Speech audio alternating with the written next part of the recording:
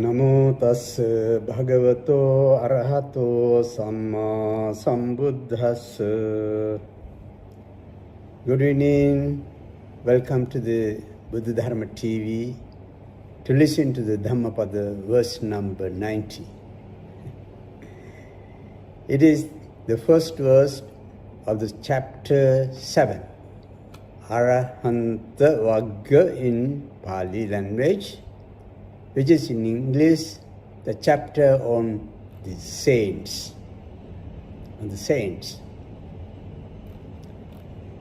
The chapter 7 begins with a verse called Gatadhino Visokassa Vipamuttassa Sabbadhi Sabba Ganta Pahinassa Parilaho Na Vijjati. Parilaho na vijjati.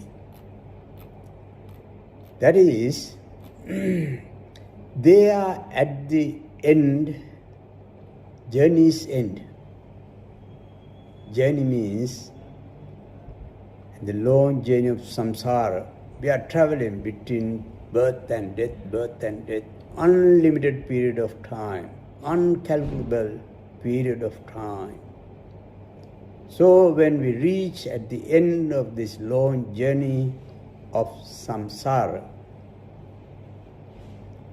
that means when they are at the end of their long journey of samsara, means they are almost to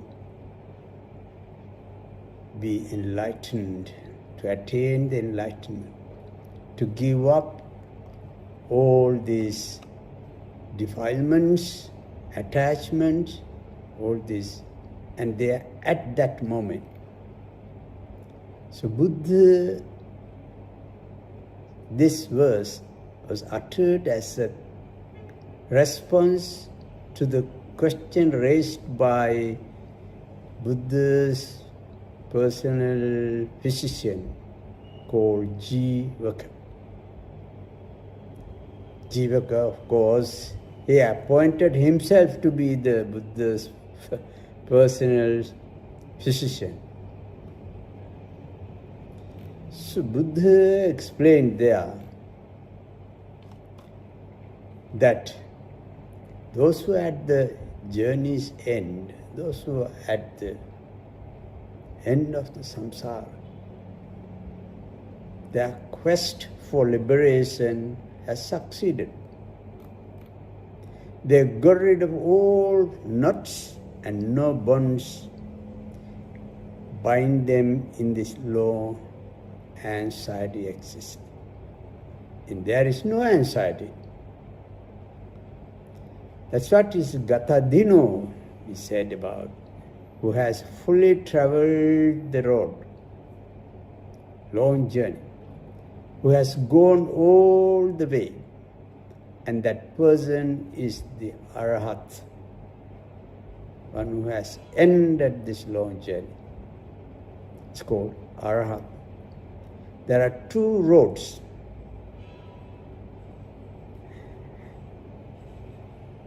That can be taken by humans.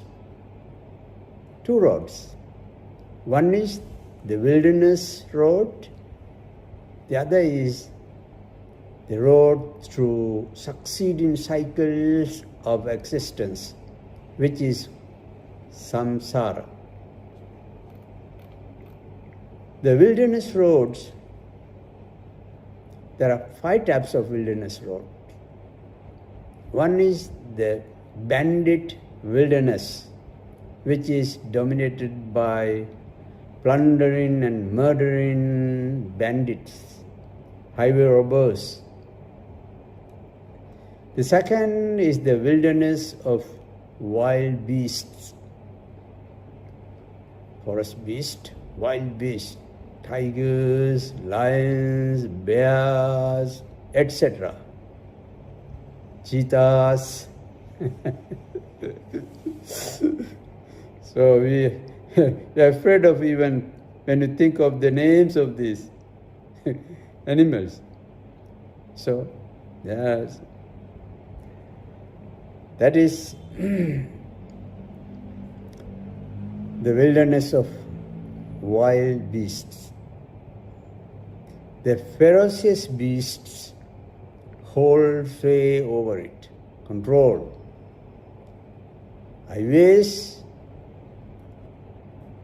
and wilderness, which is controlled by, dominated by plundering, murdering bandits called highway robbers. The second is the wilderness of beasts, wild beasts. And third one is a wilderness where there is no water for drinking or washing. The fourth is the wilderness of non-human and subhuman species. The kind of wilderness is dominated by devils or demons. And the fifth is the foodless wilderness. There are no edible things are found. No edible things are found. But when the arhats are described as gatadino, those who have traveled the road. What is the meant here is by the road? I mentioned at the beginning. The road through the cycle of existence. We travel a long journey, birth, death, unending journey. The arhats have completed their journey through this called samsara. They have come to the end of samsara. They have stopped the birth. Sabba ganta pahi nassa. To him, the arhats, who has given up all bonds. Bonds, there are 4 types of bonds. First is abhijja. The Pali word abhijja means covetousness, desiring the possessions of others. Right? Yeah. Second, vyapada, ill will, hatred, resentment, and anger towards others.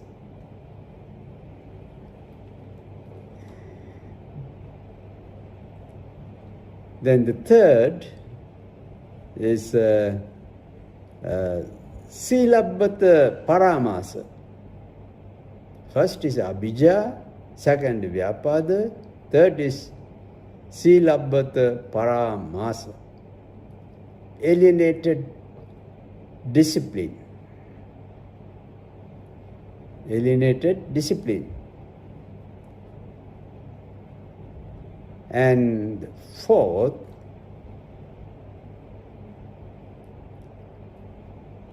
the bias that what I hold is entirely true and all others are untrue. These 4 bonds keep a person shackled to recurrent existence, samsara. Birth, death, the recurrent existence. We live, birth, and we enter to death.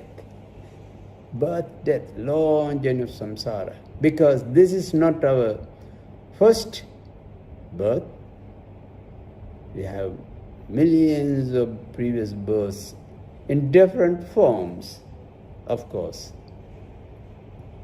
We don't know, we cannot say we have never been animals. Somewhere, sometimes. It's so long traveling journey.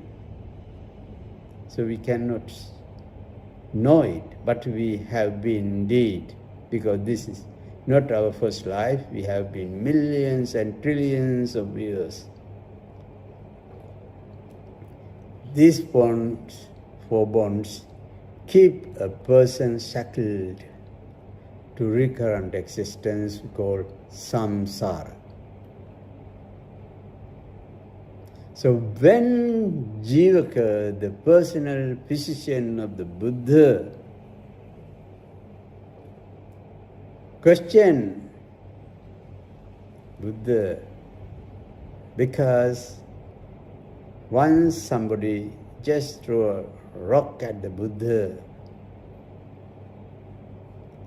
and that hurt, a bit hurt, and Buddha's foot was bleeding.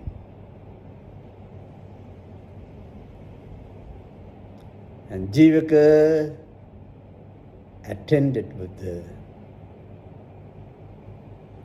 And one day he asked, next day, how he was feeling, whether there was any pain. At that time, Buddha uttered this story, this verse. This Buddha pronounced this stanza of Jivaka. Jivaka himself was placed in a casket immediately after his birth. Jivaka, sometimes we hear this type of stories even now in many parts of the world.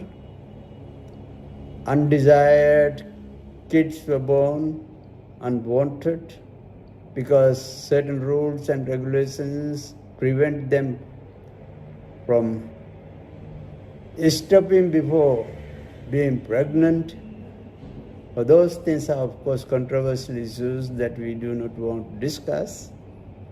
But somehow, Jivaka was found on the road,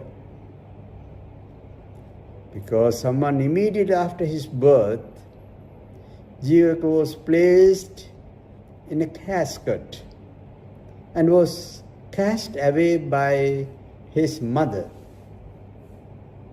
a courtesan, right, on a dust heap by the roadside. It's a nice story to me. Prince Abhaya, a son of King Bimbisara, who happened to pass that way, saw the helpless infant surrounded by crows. The crows have come to peck something from there. Anyway, the Prince Abhaya, who was passing by, saw this